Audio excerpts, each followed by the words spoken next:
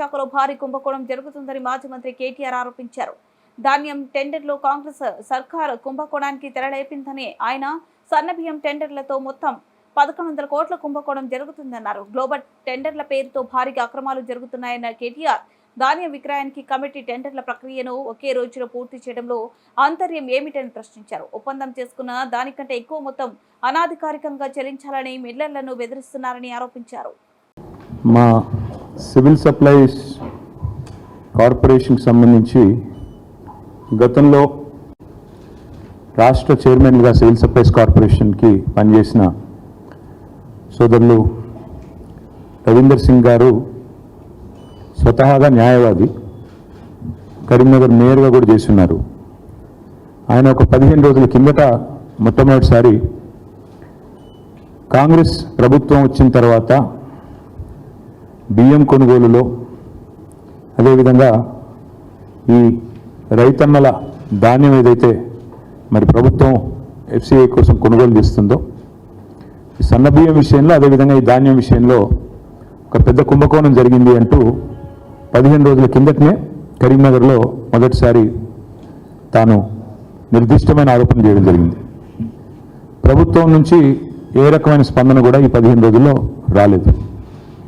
తదనంతరం ఒక వారం రోజుల కిందట మాజీ శాసనసభ్యులు, మాజీ సివిల్ సప్లైస్ కార్పొరేషన్ అధ్యక్షులు సోదరులు పెద్ది సుదర్శన్ రెడ్డి గారు కూడా ఈ ఆరోపణలను ఆధారాలతో నిర్దిష్టంగా మళ్ళీ తిరిగి వారం రోజుల కిందట వారు కూడా మరొక పత్రికా సమావేశాన్ని నిర్వహించడం జరిగింది.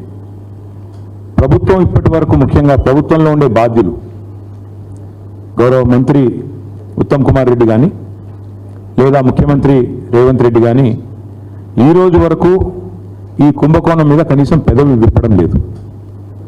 కనీసం ఒక్క మాట మాట్లాడడానికి కూడా ఇష్టపడడం లేదు. ఒక్క ప్రశ్నకు కూడా ఇంతవరకు సమాధానం చెప్పలేదు.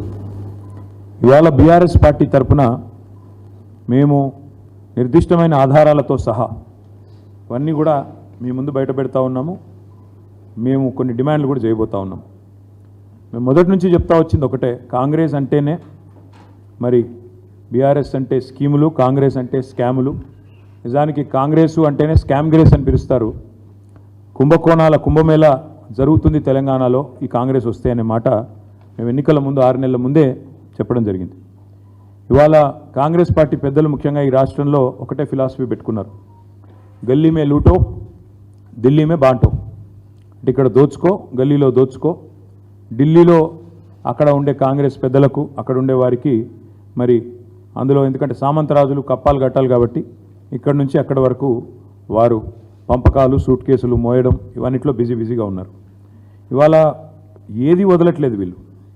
రైతన్నల ధాన్యం నుంచి విద్యార్థుల అన్నం వరకు అన్నింటి మీద కూడా ఇవాళ కుంభకోణాలకు తెరలేపింది కాంగ్రెస్ ప్రభుత్వం. ఈ 2 కుంభకోణాలు కలిపి నేను మొత్తం వివరంగా చెప్తాను. ఇటు రైతులేమో పడిగాపులు పడుతుంటే రోడ్ల మీద ఇంకా ధాన్యం కొనుగోలు పూర్తిగాక అకాల వర్షాలతో సతమతమయ్యి కొనుగోలు కేంద్రాలలో రైతులు కన్నీళ్లు పెట్టుకుంటే, మరొకవైపు ప్రభుత్వం మాత్రం ధాన్యం కొనుగోలు మీద దృష్టి పెట్టకుండా వాళ్ళు చాలా బిజీగా ఈ ధాన్యం కుంభకోణం మీద దృష్టి పెట్టి మరి స్వయంగా